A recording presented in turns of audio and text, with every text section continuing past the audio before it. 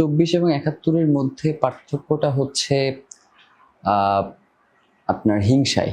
71 কোনোভাবেই কোনো একটা রাজনৈতিক দলের না, এবং আমরা মনে করি যে আমাদের আজাদির 3টা পর্ব 47, 71 এবং 24 এর কোনোটাকেই আমরা ছোট করে দেখছি না। আমি মুক্তিযুদ্ধ দেখিনি, আমি পদ্মা সেতু দেখেছি। মানে ভাবেন, মানে আমার তো মনে হয় যে সে মুক্তিযুদ্ধকে ছোট করছে। পদ্মা সেতু আর মুক্তিযুদ্ধ এক জিনিস নাকি? এখানে জুলাই বা 71 এটা কোনো ইস্যু না। তারা মূলত মুক্তিযুদ্ধের মধ্য দিয়ে আওয়ামী লীগের একটা পুনর্বাসন চায়। 24 আর 71-এর যে একটা কন্ট্রোভার্সি ছিল, আচ্ছা হয় যে 24 আর 71 নিয়ে একটা খুবই কন্ট্রোভার্সি হয়েছিল, সেই ব্যাপারে আপনি কি বলবেন যে 71 আর 24-এর মধ্যে কি পার্থক্যটা কোথায়? আমার মনে হয় যে 24 এবং 71-এর মধ্যে পার্থক্যটা হচ্ছে আপনার হিংসায়, এবং দ্বিতীয়ত হচ্ছে এই হিংসাটা কার? এই হিংসাটা হচ্ছে যারা দীর্ঘ 17 বছর ধরে বাংলাদেশকে জিম্মি করে রেখেছিল।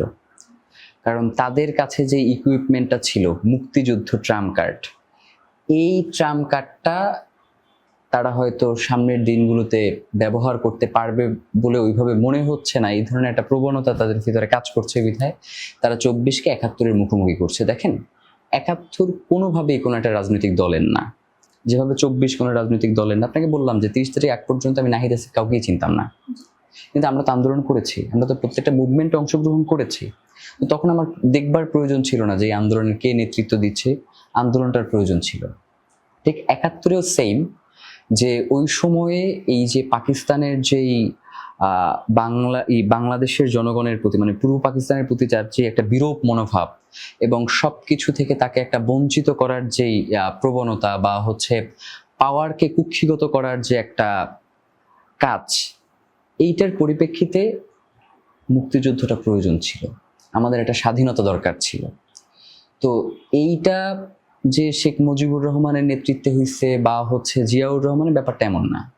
ব্যাপারটা হচ্ছে কাউকে না কাউকে এটা নেতৃত্ব দিতে হইতো। তো সেই জায়গায় তারা এগিয়ে এসেছেন এবং নেতৃত্ব দিয়েছেন।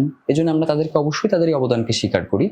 কিন্তু তারা পরবর্তী সময়ে আওয়ামী লীগ যেইভাবে মুক্তিযুদ্ধকে কুক্ষিগত করেছে এবং তার নিজস্ব দলের একক স্টেক হোল্ডার বানিয়েছে মুক্তিযুদ্ধের, তো সেই জায়গায় আসলে সে বাংলাদেশের সেই সাধারণ মানুষ যারা লুঙ্গি পরে, গেঞ্জি গায়ে দিয়ে, পিস্তল কাঁধে করে নিয়ে এরপরে যারা লড়াই করেছে, তারা আসলে প্রতারণা ফিল করেছে, তারা নিজেদেরকে প্রতারিত মনে করছে।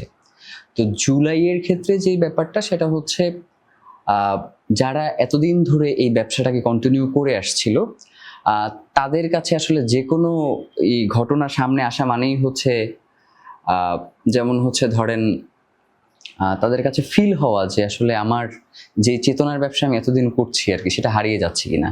কিন্তু আমরা যারা সাধারণ জনগণ ছিলাম, আমরা 47-কে যেভাবে ওন করি, আমরা 71-কেও সেভাবে ওন করি, এবং ঠিক তেমনিভাবে আমরা 24-কেও ওন করি।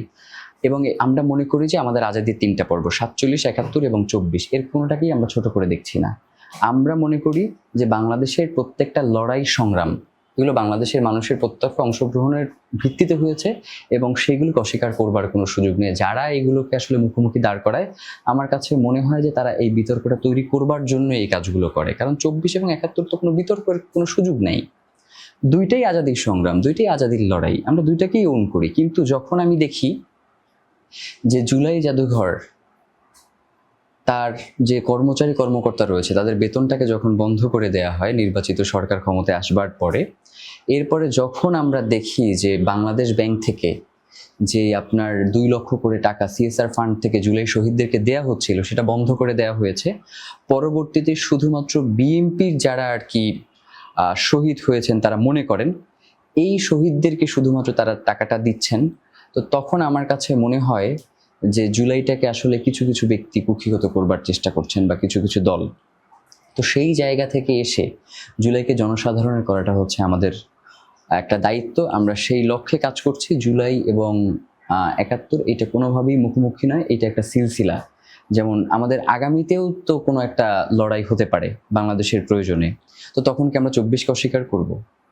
প্রশ্নই আসে না। তো সেই জায়গা থেকে আসলে আমার কাছে, কিন্তু যারা আর কি মুক্তিযুদ্ধের ব্যাপারে, যারা একদম আর কি, মানে আমি মুক্তিযুদ্ধ দেখিনি, আমি পদ্মা সেতু দেখেছি। মানে ভাবেন, মানে আমার তো মনে হয় যে সে মুক্তিযুদ্ধকে ছোট করছে। পদ্মা সেতু আর মুক্তিযুদ্ধ এক জিনিস নাকি?